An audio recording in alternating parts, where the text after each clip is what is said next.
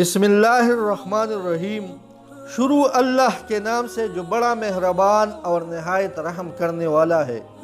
ناظرین، دور فرعون میں ایسی رخ پرور واقعات گزرے ہیں جن کو پڑھ کر رونگٹے کھڑے ہو جاتے ہیں۔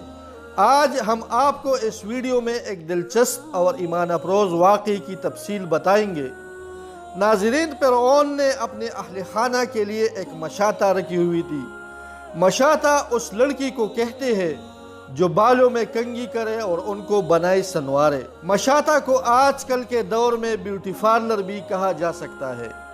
ناظرین، فرعون کی مشاطہ اللہ جل جلالہ کو اپنا رب مانتی تھی۔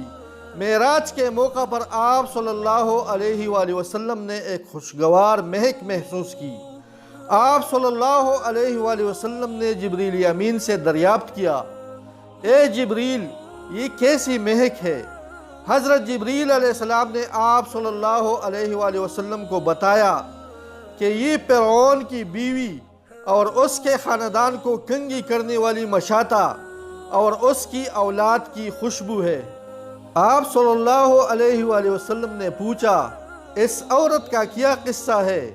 جبریل علیہ السلام نے بتایا، ایک دن مشاطہ فرعون کی بیٹی کے بالوں میں کنگھی کر رہی تھی۔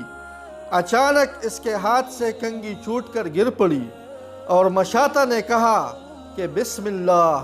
فرعون کی بیٹی اللہ کا نام مشاطہ سے سن کر غصہ ہو گئی۔ فرعون کی بیٹی نے یہ بات اپنے باپ کو بتا دی۔ فرعون یہ سب کچھ سن کر طیش میں آ گیا۔ اس نے اس مشاطہ کو دربار میں طلب کیا اور پوچھا، اے عورت، میرے علاوہ تیرا کوئی رب ہے؟ ناظرین، خاتون نے جواب دیا، میرا اور تیرا رب اللہ ہے۔ یہ سن کر فرعون نے تانبی کی بڑی دیگ میں تیل گرم کرنے کا حکم دیا۔ جب دیگ میں تیل کھولنے لگا تو فرعون نے حکم دیا، اس عورت اور اس کی اولاد کو اس دیگ میں ڈال دیا جائے۔ اس خاتون نے فرعون سے درخواست کی کہ میری اور بچوں کی ہڈیاں ایک کپڑے میں لپیٹ کر ایک ہی جگہ دفنا دینا۔ اس کے بعد اس عورت کے بچوں کو ایک ایک کر کے اس کھولتی ہوئی دیگ میں ڈال دیا گیا۔ ناظرین، روایت میں آتا ہے آخر میں اس کا شیرخوار بچہ رہ گیا۔ اس خاتون کو اس بچے سے بے حد پیار تھا۔ وہ یہ سب منظر دیکھ کر پیچھے ہٹی تو خدا نے اس بچے کو زبان عطا کر دی۔ تو اس بچے نے کہا، اے اماں جان، اے اماں جان، بے خوف و خطر اس میں کود جائے۔ بے شک دنیا کی سزا آخرت کی سزا کے مقابلے میں کہیں زیادہ ہلکی ہے۔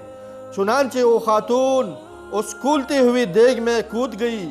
اللہ پاک نے بعد میں فرعون کو سمندر میں غرق کر کے ہلاک کر دیا تھا، جس کی لاش آج بھی مصر کے عجائب گھر میں موجود ہے۔ ناظرین، اس ویڈیو کے بارے میں آپ کا کیا رائے ہے؟ اپنا رائے ہمارے ساتھ کمنٹ باکس میں لازمی شیئر کریں۔